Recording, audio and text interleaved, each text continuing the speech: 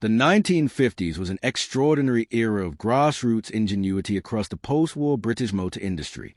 While established industrial giants assembled traditional saloons in sprawling complexes, independent dreamers were constructing cars in the most bizarre locations imaginable. From former railway stables behind backstreet pubs to active caravan workshops and wartime aircraft hangars, these 10 unusual birthplaces prove that British automotive passion could flourish literally anywhere. Here is the story of 10 iconic British cars assembled in the world's most improbable factories. Number 10. Lotus 7. Our countdown begins with a lightweight sports car whose humble birthplace perfectly captured the fierce independent spirit of post-war British motoring. When Colin Chapman introduced the Lotus 7 in 1957, it was designed around a single, uncompromising rule: strip away every non-essential component to achieve pure mechanical agility. Long before Lotus became a world-conquering Formula One powerhouse, its operations were tucked away in the alleyways of Hornsey, North London. Chapman's early assembly shop was literally located behind the Railway Hotel pub, housed inside converted 19th-century brick stables. Imagine walking past a lively local pub and peering into a cramped, oil-stained stable yard to see skilled welders fabricating tubular space-frame chassis by hand. Lift a featherweight aluminum bonnet, and you would find the engine bay fitted with a humble 1.1-liter Ford 100 E4-cylinder engine or a rev-happy Coventry Climax unit, breathing through twin carburetors.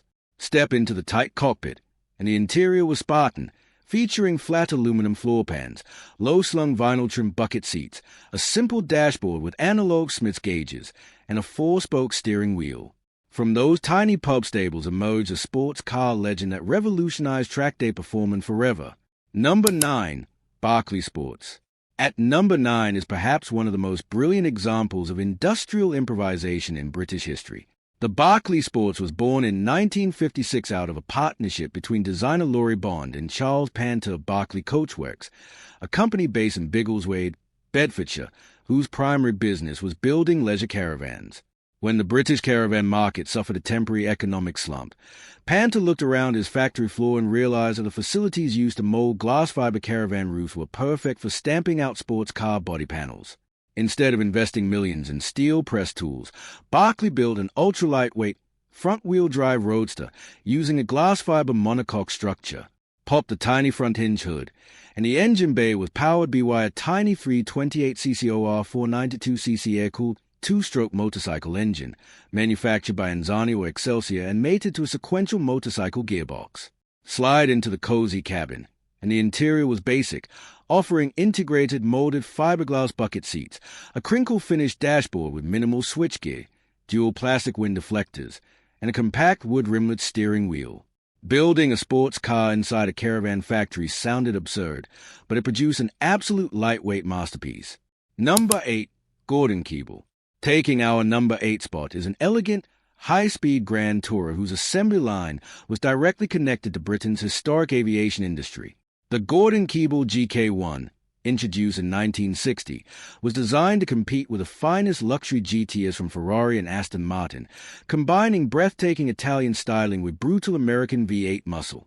However, the company lacked a conventional automotive assembly plant. Instead, production was set up inside Hangar No. 5 at Eastleigh Airport near Southampton, a historic wartime aircraft hangar previously used for manufacturing and servicing supermarine aviation aircraft. Workers assembled high-performance luxury cars on the very same concrete floors where fighter planes once stood. Lift a long front hood, and the engine bay was dominated by a massive 5.4-liter Chevrolet small-block V8 engine, topped with a 4-barrel Carter carburetor and breathing through dual exhausts. Open the wide doors, and the interior featured luxurious Conley leather armchairs, a unique aircraft-style dashboard with overhead switch panels, full Smiths instrumentation, and electric windows. Assembling a V8 luxury Grantura inside an active airport hangar remains one of the most dramatic stories in British motoring history. Number 7. Bond Minicar. At number 7 is a microscopic three-wheeler whose factory origins were rooted in heavy industrial manufacturing and wartime railway repairs. The Bond Minicar, launched in 1949 and produced throughout the 1950s by Sharp's Commercials in Preston, Lancashire, was designed to provide cheap, reliable personal transportation for a nation recovering from war. The factory itself had previously handled heavy railway wagon fabrication and military equipment assembly, transforming a heavy industrial railway workshop into a production line for tiny, aluminum-bodied microcars required remarkable adaptability. Shop's workers adapted their metal-stretching tools to hand-form lightweight aluminum body panels for civilians eager to get on the road. Popped the front engine cowl, and the engine bay was powered by a single-cylinder 122cc OR 197cc air-cooled V8 two-stroke engine, mounted directly to the front-wheel fork so that the engine pivoted along with the steering. Slide into the cabin, and the interior offered Spartan bench seating, a flat metal dashboard with a single speedometer, a two-spoke steering wheel, and basic canvas door curtains. A former railway workshop producing tiny three-wheeled microcars was post-war British adaptability at its finest. Number 6. PLP-50. Taking our number 6 spot is the smallest production car ever built, assembled in a factory that was far more accustomed to manufacturing fiberglass fishing boats and marine equipment than road vehicles. The PLP-50 was created in 1962 on the Isle of Man by the Peel Engineering Company.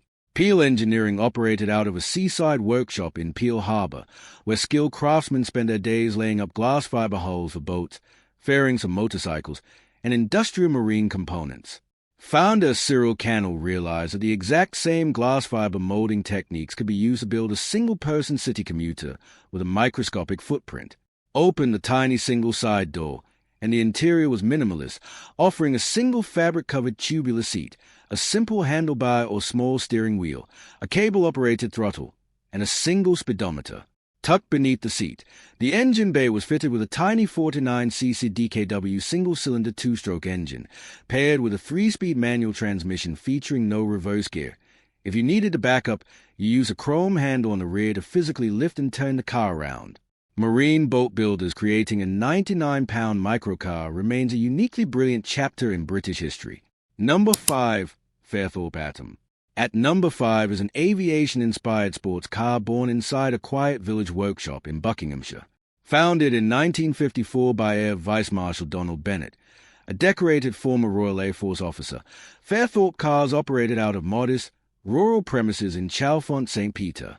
Instead of a multi-acre industrial complex, Fairthorpe's factory was essentially a converted village garage and workshop. Air Vice Marshal Bennett applied strict IAF aviation principles to his road cars, believing that extreme weight reduction, structural rigidity, and simple maintenance were vastly superior to heavy, high-displacement engines. Lift the front hinge body shell, and the engine bay was powered by a compact 250cc OR 650cc BSA-OR BSA motorcycle engine, driving the rear wheels through a lightweight chain drive system.